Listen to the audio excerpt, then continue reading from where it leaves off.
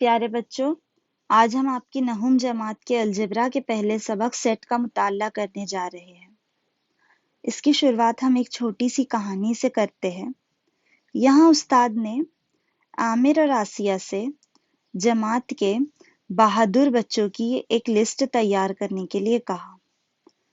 جب استاد نے اس لسٹ دیکھی تو عامر اور آسیہ کی لسٹ بالکل مختلف تھی۔ ایسا کیوں ہوا؟ عامر اور آسیہ کے ذہن میں بہادر اس لفظ کے معنی واضح نہیں تھے، اس لیے انہوں نے مختلف طالب علموں کی لسٹ تیار کی۔ یہاں اگر میں بات کروں بیاضوں کا گٹھا تو آپ کے ذہن میں تصویر آتی ہے بیاضوں کی۔ اسی طرح چابیوں کا گچھا، آپ جانتے ہیں چابیوں کا گچھا کیسے نظر آتا ہے، تو یہ ذہن میں ہمارے تصویر بالکل واضح ہوتی ہے۔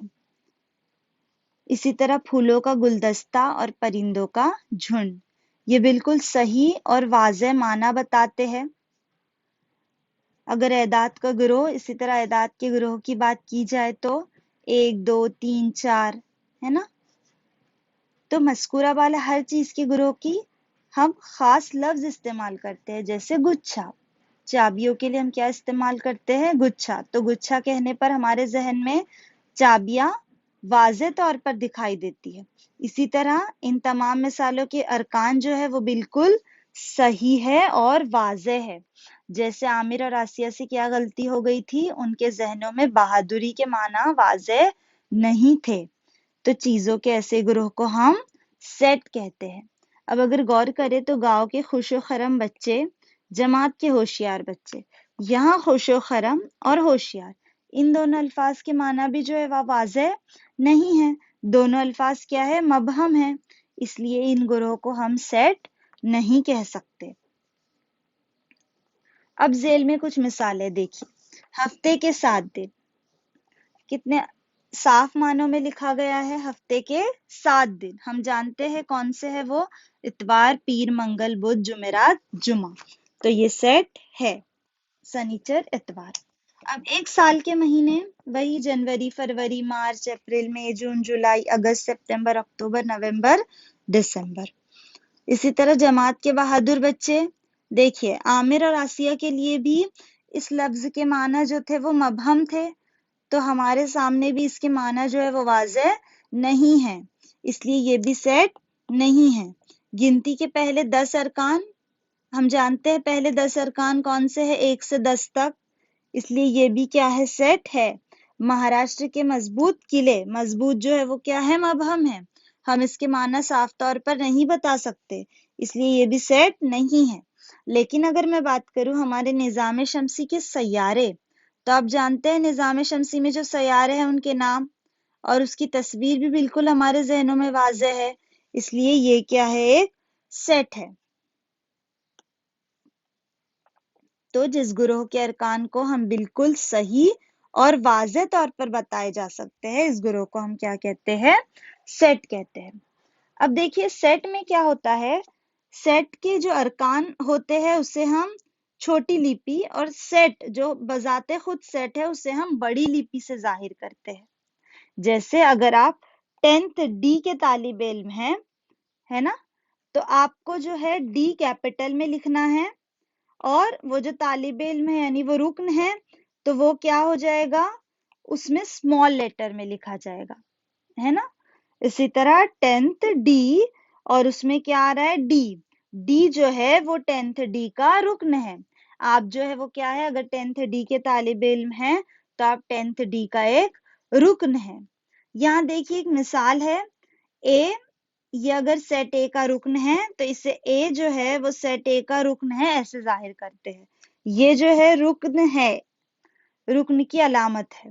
اب اسی طرح اگر رکن نہیں ہے تو ہم کیا کہیں گے؟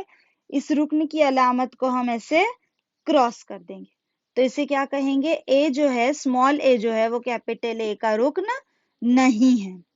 ارکان کو ہم کیسے ظاہر کرتے ہیں؟ چھوٹے لیپی سے، اور جو سیٹ ہوتا ہے اسے ہم بڑی لیپی سے ظاہر کرتے ہیں۔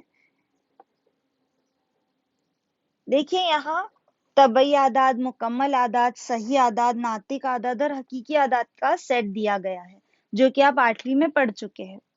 तो चलिए देखते हैं तबाई आदाद कैसे शुरू होते हैं, 1 से, है ना, 1 2 3 4। इसी तरह जो मुकम्मल आदाद होते हैं वो कहाँ से शुरू होते हैं, सिफर से, सिफर 1 2 3 4।